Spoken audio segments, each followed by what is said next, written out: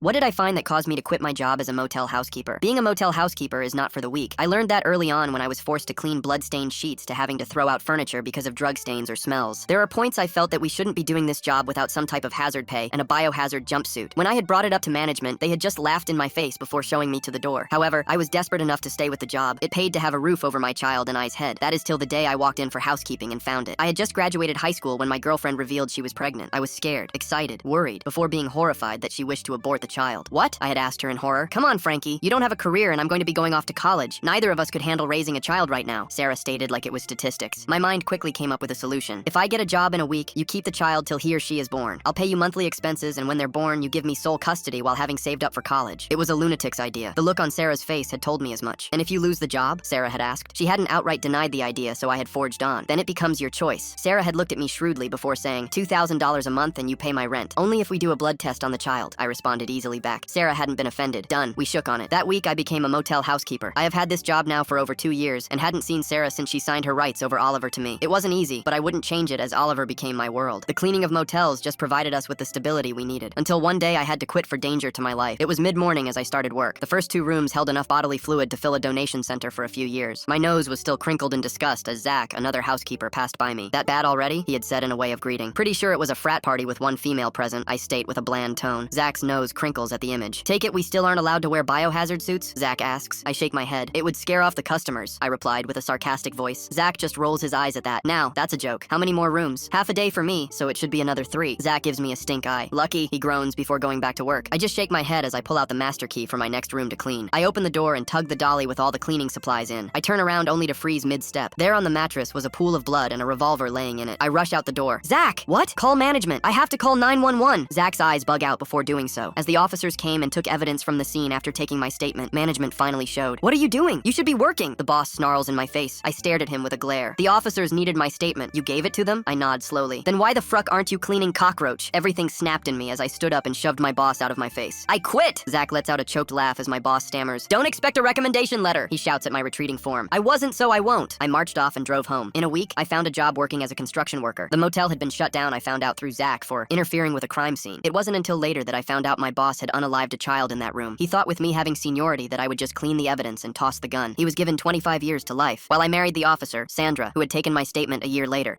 Who knew finding a gun would lead to shutting down a criminal at large and lead to a wonderful mother to my child, Oliver?